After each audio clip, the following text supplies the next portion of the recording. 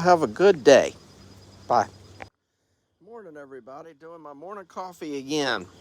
I was just looking around on YouTube and I saw that there was somebody that was having trouble with their gas oven, the burner. There was some people on there that were just saying, change this, change that. Okay, that brings up the most important topic when it comes to appliance repair, and that is troubleshooting. Okay, now, normally you go, troubleshooting, you usually go from the most likely thing to fail to the most difficult to fail. All right, now it takes time to figure that out.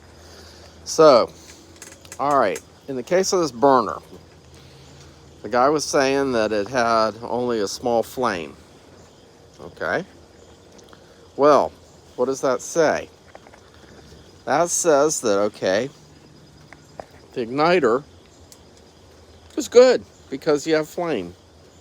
So that's not really the problem. Could it be that maybe over time, this happens a lot, and I've seen this in gas furnaces and, ovens and even the burner on your stove. Um, those little holes, they do get plugged up from time to time. Normally with that, what you would see is an uneven flame. It wouldn't be the whole thing would be small. Another thing is the gas, when it runs through, um, it's supposed to have what they call a drip leg on it, right? And what that does is it catches all the little pieces, the specks of dirt that's in the gas. And, occasionally, those little specks of dirt, they sometimes make it through. And they do plug things up. Now, first thing I would do in this case, I would check the burner on the stove top. Do those operate normally? Do you have to turn them further than you used to have to get the same size flame? If they're good, you know that your gas regulator in your oven is okay. You know that it's working properly. It's most likely some sort of obstruction type thing. So, what you do is you get one of those really small, it looks like a toothbrush, but it has like a little wire brush on it. Lightly go over it and, go over that. Go over the whole burner, kind of clean it a little bit. You don't really have to scrub it and make it super shiny or anything. You just want, like any dirt that, things that's caked on there to come off. Okay. And then what you got to do is you got to find yourself something like a pin or a safety pin or maybe a little fine gauge wire that you can stick in each of the holes and clear each of the holes and make sure that they're clean. You don't want to make the holes bigger though. You got to be careful with that. Now, most of the time with like a gas furnace and also the gas oven, the flame isn't adjustable. I mean, you can't give it more gas or turn it down. That usually, there is an adjustment for it, but factory setting, leave it alone. All right? Don't mess with the factory settings because they're set to where they're supposed to be within specs of the unit. All right? There is, on some gas burners, there's a little wheel type thing that lets the air in to the burner. And what that does is that adjusts the fuel air mixture. Okay. If you have a really, rich mixture and the flame is dancing on top of the burner and it's like really bright yellow and creating a lot of soot, it needs more air. Now, if you have too much air, you'll notice that the flame will be real bright again too.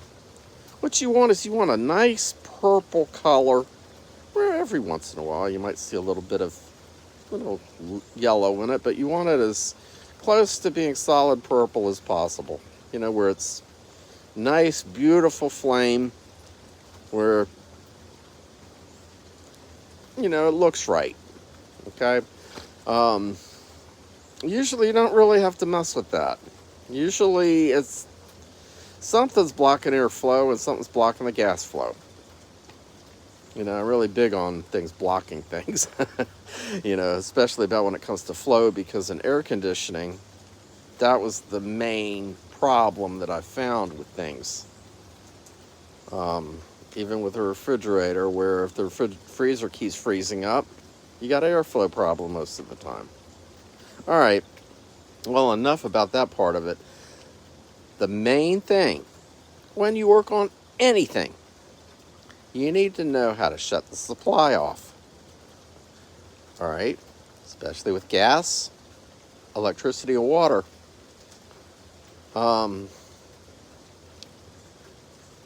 Sometimes with some of these gas valves in particular, over time they kind of get stuck in place. And somebody before that was working on it, they stripped the little, the little handle that, where you turn it off. If you see that, it's not a bad idea to get a plumber or someone to come out and repair and replace the valve. I mean, face it, like if you have a fire or something going on in your house, an emergency, I mean, you don't have time to sit there and fiddle with it with a pair of channel locks or anything like that. So keep that in mind.